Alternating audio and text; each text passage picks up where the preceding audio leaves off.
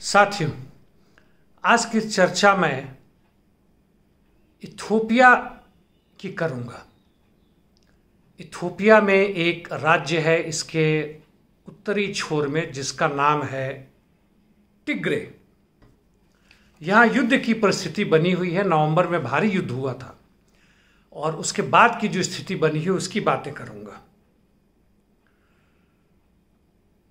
यह युद्ध टिग्रे की रीजनल आर्मी टीपीएलएफ और इथोपिया की नेशनल आर्मी के बीच में है। यह युद्ध क्यों हुआ? युद्ध होने का कारण है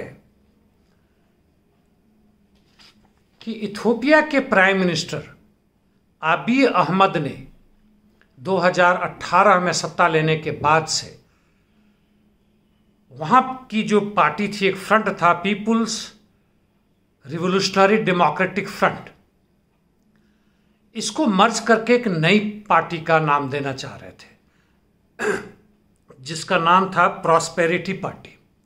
और इसमें यह बाकी क्षेत्रीय दलों को भी मिलने की बात कर रहे थे जिसका टिग्रिस पीपुल लिबरेशन फ्रंट ने विरोध किया। कहा कि नहीं, हम इसमें शामिल नहीं होंगे, हमारी अपनी स्वतंत्रता है।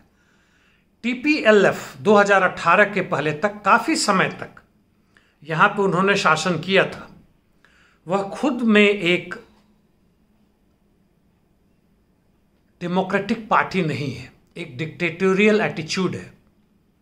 और उसके बाद से वहां से अपदस्थ होने के बाद से केवल टिग्रे में ही इनके यानी टिग्रियन की मदद से जो आए थे वहीं तक सीमित हो गया।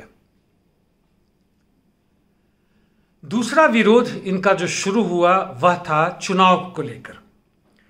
चुनाव सितंबर 20 में होने वाला था जिसका समय बढ़ा दिया गया कोरोना वायरस संक्रमण के कारण, और इसका भी टीपीएलएफ ने विरोध किया और उसने अपने टिग्रे में चुनाव करवाया। चूंकि आबिय का समय काल समाप्त हो गया था, इसलिए टीपीएलएफ ने कहा कि आपकी सरकार गैर कानूनी है और बिना इथोपियन सरकार के आदेश के लोकल चुनाव करके सत्ता में आना, इसकी आधार पे टीपीएलएफ की सरकार को टिग्रे में उसने गैर कानूनी घोषित किया और यह बना युद्ध का कारण। और इसके बाद से 4 नवंबर से युद्ध शुरू होता है।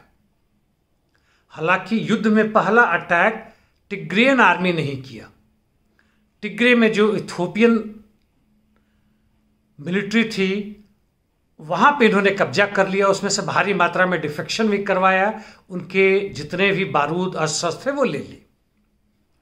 इसके बावजूद इथोपियन आर्मी की शक्ति संख्या में कम होने के बावजूद भी काफ़ी ताकतवर थी, जिसके पास एयरफोर्स भी था जिसमें MiG-23 से लेकर और लड़ाकू हेलीकॉप्टर Mi-35 भी थे। और इनके साथ साथ पड़ोसी देश इरिट्रिया की आर्मी ने भी इथोपियन आर्मी का साथ दिया और नवंबर के अंत होते होते तक युद्ध की समाप्ति की घोषणा हो गई। युद्ध की समाप्ति को भी इरिट्रियन के बाद भी इरिट्रियन आर्मी वहां जमी हुई है और हारे हुए टीपीएलएफ के नेता यह मानने को तैयार नहीं कि युद्ध खत्म हो गया। वह जंगलों में भाग चुके हैं, उनके नेता गायब हो चुके हैं, बहुत सारे मारे भी गए। खैर, युद्ध की स्थिति बरकरार है, छोटा मोटा गृह युद्ध की स्थिति चल रहा है। मुख्य परिस्थिति अभी क्या है? मुख्य स्थिति यह है साथियों, युद्ध के समाप्ति के बाद इथोपियन आर्मी ने एक विजेता आर्मी वाली काम की। किसी भी देश की आर्मी जो विजेता की होती है, जो इंपेरियलिस्ट पावर की आर्मी होती है, उसकी जो मनोस्थिति होती है वो होती है हारे हुए लोगों के, दुश्मनों के, चाहे अपने देश के, उनके आवाम को बर्बाद कर दो, उनके संपत्ति लूट ले, वहां औरतों का बलात्कार करो। अफ्रीका में भारी मात्रा में होता है, बाकी देशों में भी है। हर देश के जो नेशनलिस्ट होते हैं कहते हैं कि हमारी आर्मी सबसे बढ़िया है। शायद ही कोई मिली होगी जहां कहते हैं कि नहीं भाई, हमारी आर्मी ने ऐसा गंदा काम किया।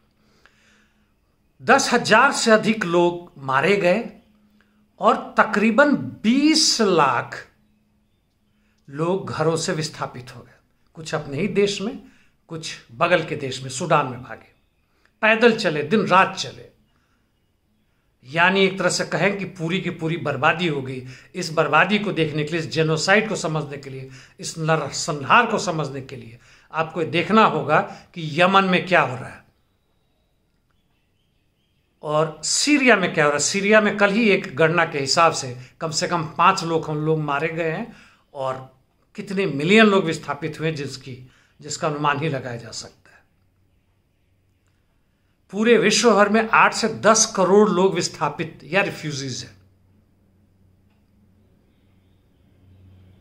और इस युद्ध के पहले, युद्ध के दौरान भी, युद्ध के बाद भी अफ्रीकन यूनियन ने काफ़ी पेशकश की समझौता कराने की, लेकिन इसकी बात नहीं मानी गई। अफ्रीकन यूनियन की भी वही स्थिति है कमोबेश जो छोटे मोटे रीजनल ऑर्गेनाइजेशंस की हैं, फ्रंट्स की हैं, जैसे सार्क हमारे यहाँ है, ब्रिक्स है, कोई मायने नहीं रखता। यूएनओ भी बेकार हो चुका है। युद्ध जारी है और इस बीच में यूएसए ने भी वहां उंगल लगाई है। कहा कि भाई आप या तो ये जेनोसाइड बंद करें, नहीं तो हम आपके अगेंस्ट में सैंक्शन लगाते हैं। अमेरिका का पुराना एक वेपन है, काफ़ी मजबूत वेपन है, फिजिकल सैंक्शन भी होता है, करते हैं वो लोग। और इसके खिलाफ इथोपियन सरकार ने भारी संख्या में प्रदर्शन भी किया, वहां के युवकों को और लोगों को लेकर 10,000 लोग आए उसके राजधानी में और अन्य जगहों में भी।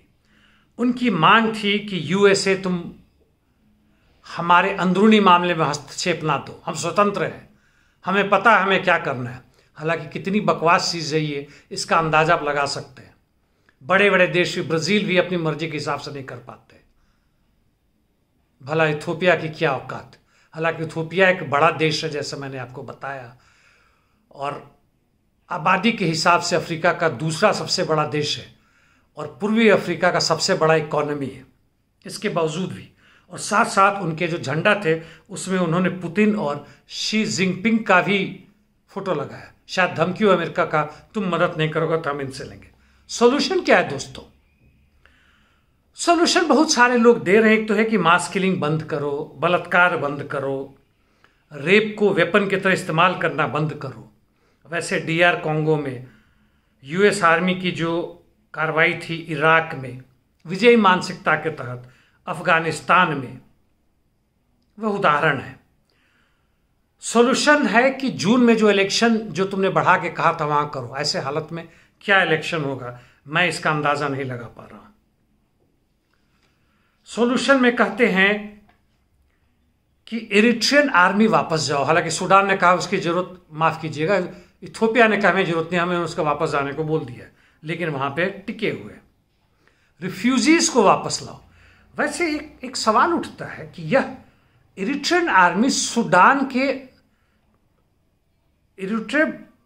इरिट्रिया की आर्मी इथोपिया के लड़ाई में क्या कर रही है? वैसे ही सवाल उठता है अजरबैजान आर्मेनिया के लड़ाई में टर्की क्या कर रहा था? यमन के लड़ाई में सऊदी अरबिया क्या कर रहा है? सीरिया के लड़ाई में यूएस आर्मी क्या कर रहा है? सॉल्यूशन में है कि हेल्थ केयर को सुधारे। हेल्थ केयर है ही नहीं, आप वाकिफ हैं, जो आपके देश की हालत है उससे ज़्यादा खराब है। पानी की मांग को पूरा करें, साफ पानी पीने लायक मिले। एजुकेशन, उसकी तो चर्चा ही करना बकवास है। तो कुल मिलाकर टिग्रे एक बर्बादी की तरफ बढ़ रहा है, एक प्रिकारियस कंडीशन से गुजर रहा है, खतरनाक सिचुएशन से गुजर रहा है। और उसका सॉल्यूशन में अगला यह भी है, कुछ लिबरल्स या कुछ जो समाजवादी है कहते हैं समाजवाद की स्थापना करो। ऐसी हालत में इथोपिया दुनिया पर आश्रित है, वहां कहते हैं समाजवाद की स्थापना करो। कौन करेगा भाई? आपके यहां तो आप करने में समर्थ नहीं, वहां कौन करेगा? विदेशी एजेंसीज, यूएनओ, ये बकवास की बात है। चलते चलते जो भी हो, सॉल्यूशन जो भी हो, मेरे पास भी कोई सॉल्यूशन नहीं है। अबी अहमद, वह नोबेल पीस प्राइज विनर है, इन्हें 2019 से मिला था। वैसे ही जैसे सू की म्यांमार, बर्मा की, उन्हें 1991 में नोबेल पीस प्राइज मिला था। ड्रोन मर्डरर, ओबामा की बात कर रहा हूं, उसे भी 2009 में पीस प्राइज मिला था। जेनोसाइड जारी है पूरी दुनिया में, जर्मन होलोकॉस्ट से लेके ग्वाटेमाला, बांग्लादेश, ईस्ट तिमोर, यहां, और कोरोना वायरस से पूरी दुनिया भर में। धन्यवाद साथियों।